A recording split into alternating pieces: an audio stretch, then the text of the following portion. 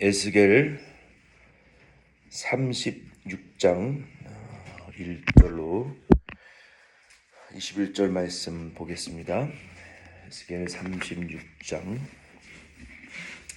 1절 말씀 보겠습니다. 35장 말씀은 우리가 24장에서 2부 25장 12절에서 14절에서 그리고 25장 말씀에서 그 이방의 심판에 대한 말씀을 통해서 이미 우리가 다루었기 때문에 35장은 생략하고 오늘 36장 말씀 보겠습니다.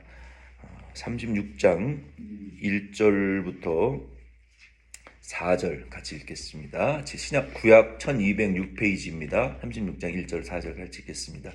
인자야, 너는 이스라엘 산들에게 예언하여 이르기를, 이스라엘 산들아, 여호와의 말씀을 들으라. 주 여호와께서 이같이 말씀하시기를, 원수들이 내게 대하여 말하기를, 아하, 옛적 높은 곳이 우리의 기업이 되었도다 하였느니라.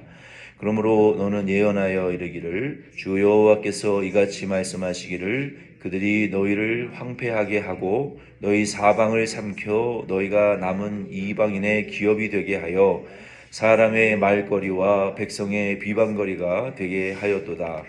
그러므로 이스라엘 산들아, 주 여호와의 말씀을 들을지어다. 산들과 맷뿌리들과 시내들과 골짜기들과 황폐한 사막들과 사방에 남아있는 이방인의 노략거리와 조롱거리가 되어버린 성읍들에게 주 여호와께서 이같이 말씀하셨느니라. 아멘. 36장 말씀은 하나님께서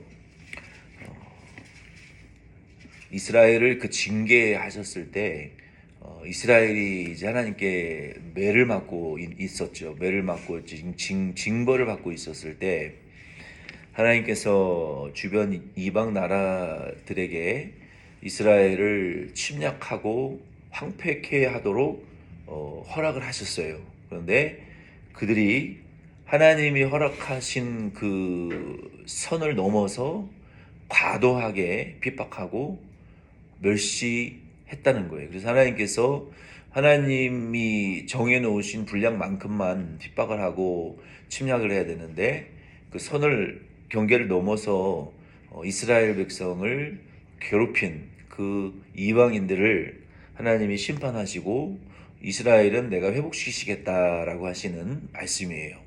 1절로 4절 말씀에 보면은 여기 하나님께서 대적이라고 말씀하셨는데 이 대적은 에돔을 가리킵니다. 이 에돔의 잘못에 대해서 심판하시겠다라는 내용이에요.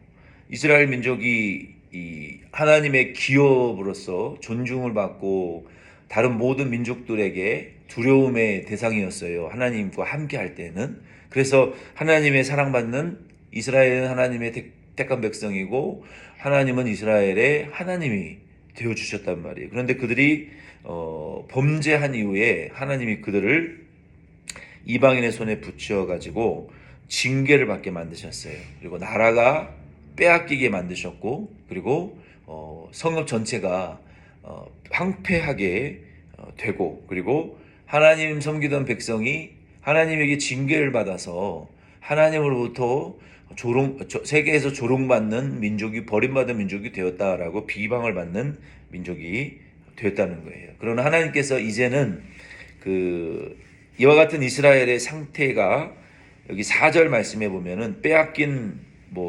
산들과 맷뿌리의 산들과 골짜기들과 황폐한 사막들과 사망에 남아있는 이방인의 노략거리, 조롱거리가 되어버린 성읍이다.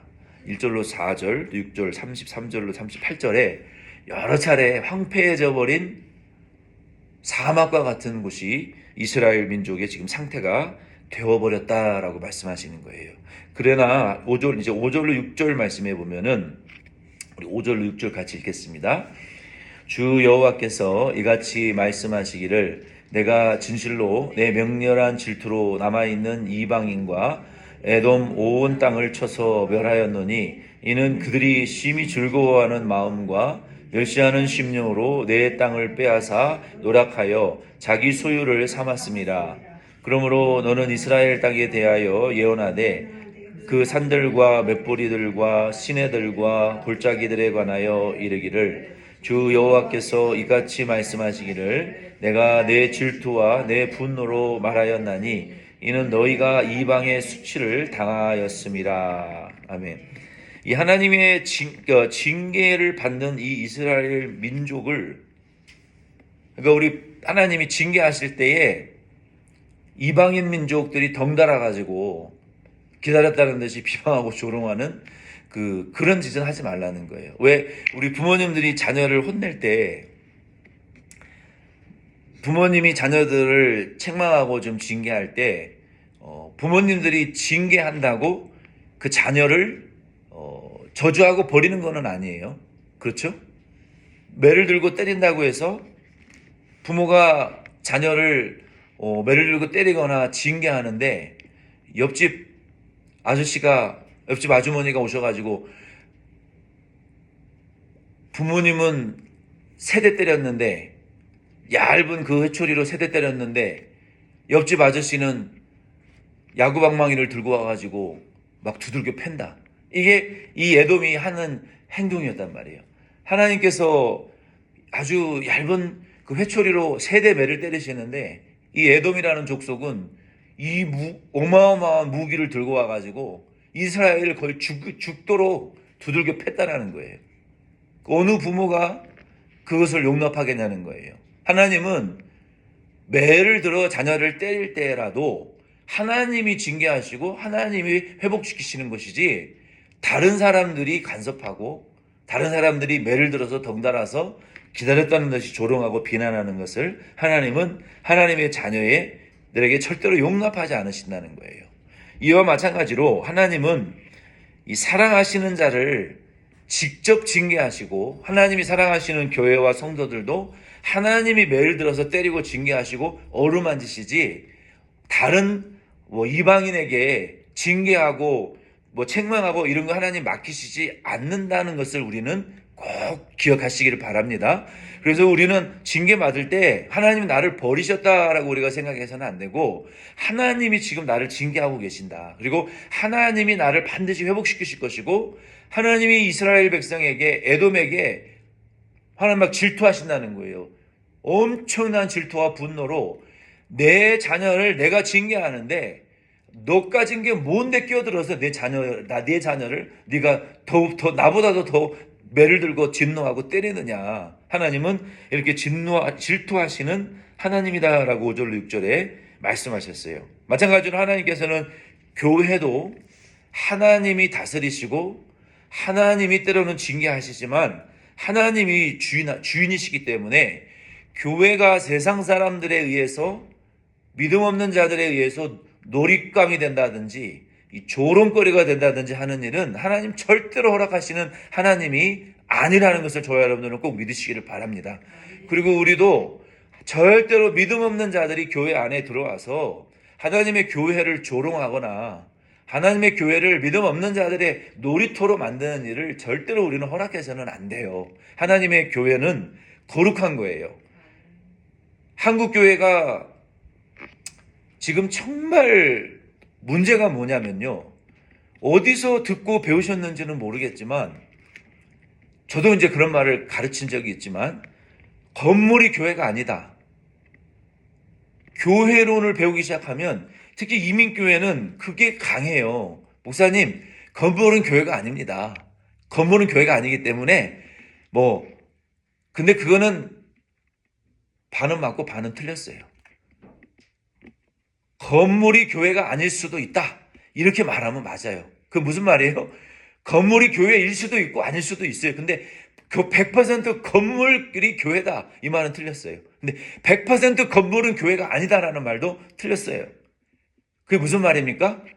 교회는 건물만이 아니지만 보이는 교회가 있고 무형의 교회가 있고 유형의 교회가 있어요. 보이지 않는 무형의 교회는요, 세계 모든 그리스도인들이 모임이 교회. 우리가 어떻게 보면 예수님과 함께 천국 갔을 때 그 무형 교회에 모든 교회는 지금 속혀 있는 거예요. 근데 보이는 교회는 뭐냐? 성경에 나와 있는 예루살렘 교회부터 계속 나오는 예루살렘 교회, 로마 교회, 고린도 교회, 갈라디아 교회, 에베소 교회, 빌립보 교회, 또 소아시아의 7교회, 이 교회들은 무엇이냐? 이거는 보이는 교회예요. 로컬 철치예요. 예수님께서 바울을 만나셨을 때 바울에게 뭐라고 책망을 하셨습니까? 네가 나를 핍박한다라고 예수님 말씀하셨잖아요. 교회를 핍박한다 안 했잖아요. 카시체를 뒷발질하고 왜 나를 사울아 책망하느냐라고 말씀하셨죠. 사울은 실제적으로 누구를 핍박했어요? 로컬 교회, 지역 교회를 핍박했단 말이에요. 그리고 성도들을 죽였단 말이에요. 유대인의 권한으로. 로컬 교회, 보이는 유형 교회를 박멸하려고 했단 말이에요. 근데 예수님은 어떻게 느끼셨어요? 왜 나를 핍박하느냐라고 말씀하셨어요. 그러니까 우리 눈에 보이는 교회는 작든지 크든지 이거는 예수님의 몸이라는 거예요. 거룩하다는 거예요. 여러분 믿으십니까? 예수님이 그랬잖아요. 왜 나를 핍박하느냐? 바울은 교회를 핍박했단 말이에요. 그러니까 보이는 지역교회가 곧 예수님인 거예요. 그러니까 건물이 100% 교회라는 말도 반은 맞고 반은 틀린 거예요. 그러나 요즘 현대인들은 뭘 좀 잘못 배워주셔가지고 교회는 무조건 건물은 중요한 게 아니다. 반은 맞고 반은 틀린 거예요. 이 모임은 거룩한 거예요. 우리 교회 모임은 이 거룩한 거예요. 모임이 얼마나 거룩합니까? 그러니 예수님이 사울에게 바울 되기 전에 왜 교회를 핍박하는 사울에게 나를 핍박하느냐라고 예수님 말씀하셨던 것처럼 이 교회는 예수님의 몸이기 때문에 그것은 거룩한 것이지 건물은 다 소용없다 이렇게 말하는 것은 또 잘못된 거예요. 그래서 하나님이 교회는 하나님께서 운영하시고 하나님이 다스리신다. 하나님이 간섭하신다. 그리고 우리 성도님들은 교회가 믿음 없는 자들에 의해서 절대로 놀림감이 되거나 믿음 없는 자에 의해서 그들의 놀이터가 되어서 그들에게 주도권을 빼앗기거나 믿음 없는 자들이 자기들의 믿음 없는 욕심을 채우기 위한 공간으로 교회가 되어지지 않도록 우리 성도님들은 교회가 거룩하다는 것, 이 믿음을 가지시고 예수님의 몸이라는 인식을 가지시고 믿음을 가지시고 이 교회가 거룩하도록 우리는 하나님이 우리를 통치하시고 다스리실 수 있도록 그렇게 이 덴버시원 장로 교회를 우리가 만들어 나가실 수 있는 일에 사명감을 가지시는 저와 여러분 될 수 있기를 바랍니다. 우리 예수님을 사랑하는 최고의 길은 무엇이냐? 교회를 사랑하시면 돼요. 우리 예수님을 가장 기쁘시게 할 수 있는 일이 뭐냐? 교회를 아끼시는 것이 예수님을 사랑하는 거예요. 우리가 교회 물건이 의자 그냥 툭툭 차고 다니지 마시고 줄도 맞추시는 것이 교회 정리정돈하는 거 이거는 우리 이교수 권사님만 하시는 일이 아니에요. 우리는 이 교회를 사랑하는 거는 뭐냐? 헌금만 하는 게 교회를 사랑하는 예수님 사랑하는 게 내가 앉은 자리에 교회 줄도 정리하고 주보도 정리하고 내가 화장실 썼으면 휴지도 그리고 내가 쓴 세면대도 내가 쓴 변기도 내가 먹은 그릇도 이런 것도 정리정돈하고 내가 사용한 무슨 자리도 깨끗이 정리하는 게 이게 건물을 무시하면 안 되는 거예요. 건물을 사랑하는 것도 예수님을 사랑하는 것이고 예수님을 보존하는 길인 거예요. 그래서 많은 이 한인교회, 이민교회 분들이 이 교회 건물을 팔면 이제 교회가 없어질까 봐 많이 두려워하시는데 우리 교회도 이제 이전을 해서 하나님이 저 좁은 성전과 또 전도할 그러한 접촉점이 있는 장소로 하나님이 길을 이제 열어 주실 텐데 그래서 우리는 이 교회를 잘 보존해야 되고 교회는 하나님께 온전한 이 예배당을 우리가 잘 헌당해 드려야 되는 거예요. 헌당이라는 것은 빚 없이 하나님 이 예배당을 하나님께 온전한 영광 돌리는 목적으로 올려드립니다라고 하면은 그것이 헌당이 될 수 있는 거예요. 빚 없이 하나님 앞에 온전한 예배당으로 우리 교회는, 저희 교회는 좀 이렇게 헌당해 드리면서 우리가 힘있게 다시 우리 교회의 이 사역을, 부흥을 꾀할 수 있는 그런 교회가 되도록 우리가 이제 지난 이제 1년간 기도했잖아요. 지난 10월 23일 날 계약을 하고 우리가 교회가 이사를 하려고 했지만 안 됐어요. 그래서 이제는 그 1년 계약이 끝났어요. 10월 24일 날 1년 계약이 끝났고, 그것도 제가 보기에는 하나님이 그렇게 안 되게 하신 것이 분명해요. 하나님의 교회를 가지고 장난질을 치려고 자기의 사리 사역을 위해서, 하나님의 교회를 위해서 하지 않고 자기의 욕심을 위해서 하니까 하나님이 그 일하는 사람도 안 되게 하시는 것 같아요. 그러나 이제는 우리 하나님께서 우리 교회에 기도해 오던 이러한 기도의 제목들이 있으니까 하나님께서 이제는 반드시 새로운 길, 좋은 길을 이제 열어 주시리라고 저희는 믿습니다. 그래서 여러분도 마음을 계속 같이 해 주시고, 우리 교회의 부흥과 거룩과 부흥을 위해서는 우리가 이 중대한 기도 제목을 우리가 하고 있는 거니까 우리 성도님들 저와 마음을 합치셔서, 우리 부장님들과 마음을 합치셔서 우리 교회의 미래를 위해서 이렇게 꼭 기도해 주시기를 꼭 부탁을 드립니다. 아멘이십니까? 예. 지금 한인들은요, H마트 주변을 사실은 많이 떠났어요. 연령이 높은 분들 주변으로 많이 살고 있고, 이제 한인들은 지금 센테니얼, 그 다음에 뭐 메르디안, 그리고 파커, 이 지역 쪽으로 지금 다 젊은 중년층 세대들이 다 몰려 내려가고 있어요. 더 이상 H마트 주변에는 사실 이 중장년층들이 살지 않아요. 많지 않아요. 대부분 지금 파커, 메르디안, 뭐 센테니얼 이런 지역 쪽으로 지금 다 지금 몰려 내려가고 있어요. 그래서 우리는 어쨌든 H마트 중심으로 우리가 교회를, 우리가 기점을 삼으면 일주일에 한 번은 H마트로 와요. H마트 중점으로 우리가 자리를 잡으면 그 지역을 중심으로 우리 교회가 더 많이 부흥할 수가 있어요. 교회는요, 구원은 돈으로 받는 거 아니지만 목회는 돈 없이 못합니다. 제가 내린 결론이에요. 제 스승 목사님에게 배운 바가 그거예요. 한국에서도 돈이 있어야 교회가 전도를 할 수 있어요. 돈 없이는 목회 못합니다. 돈이 있어야, 너희가 강가에 빵을 던지라 그랬잖아요. 빵을 던지면서 전도해야 되는 거예요. 그러면 반드시 우리에게 돌아온다 그랬어요. 그래서 교회는, 우리 성도님들은 돈 많은 분 별로 없으신 걸 내가 아니까 우리 교회는 우리 교회 자체에 펀딩이 있어야 돼요. 그래야 우리가 힘있게 사역을 펼쳐나갈 수 있지. 우리 성도님들은 앞으로 아이고 교회 사면은 헌금 많이 해야 되냐, 그런 걱정하지 마세요. 열심히 나오셔서 은혜 받으시고 열심히 기도하시고 열심히 성령의 충만만 받으세요. 그러면 됩니다. 그러면 하나님이 덴버전 장로교회를 이끌고 우리 교회를 통해서 조롱받지 않는 교회, 하나님의 영광을 드러내는 교회 되게 해주실 줄로 저는 믿습니다. 우리 기도하시는 분들은 오늘 제 말을 들으셨으니까 마음을 합쳐서 그렇게 기도해 주시기를 부탁을 드립니다. 오늘은 우리 15절 말씀까지만 나누었습니다. 이 내용은 이제 녹음해서 지울 거니까 그렇게 하시고 기도 협력해 주시기를 바랍니다.